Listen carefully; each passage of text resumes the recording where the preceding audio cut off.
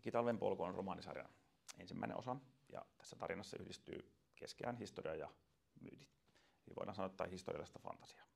Ja tässä tarinan maailmassa historia on hieman nytkähtänyt uuteen suuntaan, eli vuonna 1000 tulee tämmöinen selittämätön luonnonmullistus, eli ilmasto dramaattisesti kylmenee, ja ihmiset eivät osaa selittää, että mistä tämä johtuu.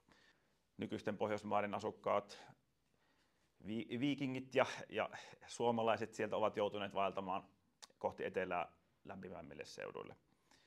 Ja romaani alkaa oikeastaan vuodesta 1007, eli 7 vuotta tämän mullistuksen jälkeen, jolloin ihmiset ovat jo kerenneet jonkin verran sopeutua tähän uuteen tilanteeseen ja kehittää uusia keinoja, kuinka selvitä kylmässä maailmassa.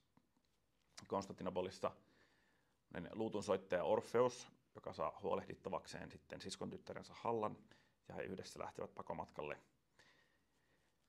vältellen ja väistellen perässä juoksevia saalistajia. Ja tietysti arvoitus siinä, että miksi tästä Hallasta ollaan näin kiinnostuneita ja miksi monet heidän perässään juoksevat. Kirjoitin Talven portti-nimisen novellin, kun olin vielä opiskelijana Turun yliopistossa, kulttuurihistoriaa opiskelin.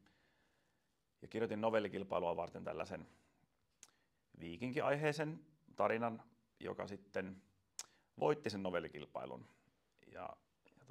Siinä kohtaa ehkä ensimmäistä kertaa itsekin ajattelin, että no, tästä kirjoittamisesta saattaisi tullakin jotain ja voisin ihan vakavastikin yrittää tätä kirjoittamista.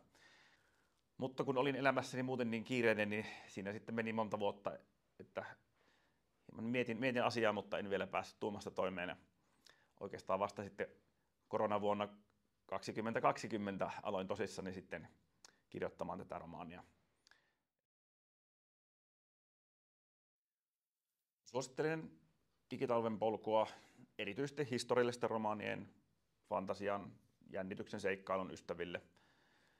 Että jos tällaiset kirjailijat kuin Valtari tai Umberto Eco tai Tolkien tai J.R.R. Martin kiinnostavat, niin voisin ajatella, että tämä tarina olisi kiinnostava myös sitten tällaista lukijaa ajatellen. Että tässä on monenlaisia elementtejä, mitä mielelläni itse näen teoksessa. Että siinä on jännitystä ja seikkailua, mutta siellä on myös oikeastaan kauhuelementtejä. Mukana on kuitenkin huumoria, vähän romantiikkaa. Eli olen kirjoittanut juuri sellaisen teoksen, mitä haluaisin itsekin lukea. Että toivottavasti monet muutkin siitä innostuvat.